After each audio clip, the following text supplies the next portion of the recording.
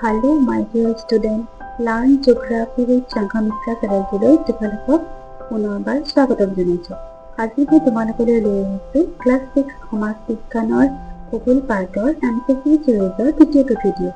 এই চিৰিজটোত তোমালোকে ভূগোলৰ প্ৰতিটো পাঠৰ কিমান অতিৰিক্ত প্ৰশ্ন আছে সকলো প্ৰশ্ন অতি সুন্দৰভাৱে পাবলৈ সক্ষম হ'বা। গতিকে ভিডিঅ'টো স্কিপ নকৰি শেষলৈকে চাবা আৰু যদি প্ৰথমবাৰ চেনেলটোলৈ আহিছা তেতে চেনেলটো সাবস্ক্ৰাইব কৰিবা লগতে নিজৰ বন্ধু-বান্ধৱীৰ লগত শ্বেয়াৰ কৰিবলৈ নাপাহৰিবা।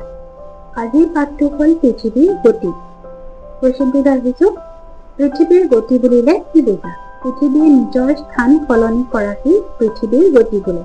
পৃথিৱী সূৰ্যৰ চাৰিওফালে ঘূৰে বুলি কোনে প্ৰমাণ কৰিছিল? পৃথিৱীয়ে সূৰ্যৰ চাৰিওফালে ঘূৰে বুলি 1514 খ্ৰীষ্টাব্দত কপাৰ্নিকাছে প্ৰমাণ কৰিছিল। পোহৰ বৃত্ত কাক বোলে?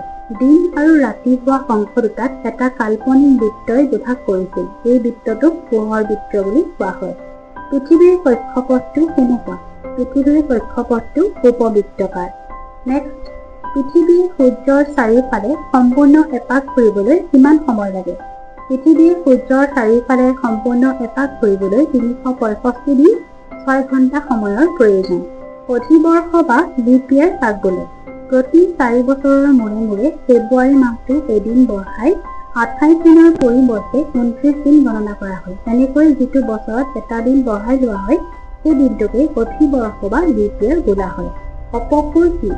যেতিয়া সূৰ্যৰ পৰা পৃথিৱীৰ দূৰত্ব আটাইতকৈ অধিক হয় অৰ্থাৎ 152 নিযুত কিলোমিটাৰ হয় তাকেই অপসূৰ বোলে।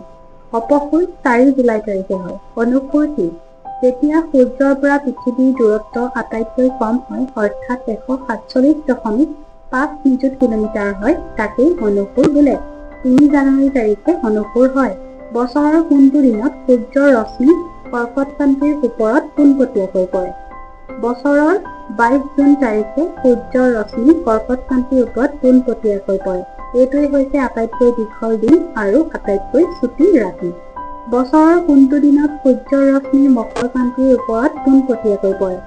বছৰৰ 3 ডিচেম্বৰ তাৰিখে সূৰ্যৰ ৰশ্মি মকৰক্ৰান্তিৰ ওপৰত পোনপটীয়াকৈ পৰে। এই দিনটোৱে হৈছে আটাইতকৈ দীঘল ৰাতি আৰু আটাইতকৈ চুটি দিন। এইখিনি হৈছে পৃথিৱীৰ গতি পাঠটোৰ অতিৰিক্ত প্ৰশ্নাৱলী।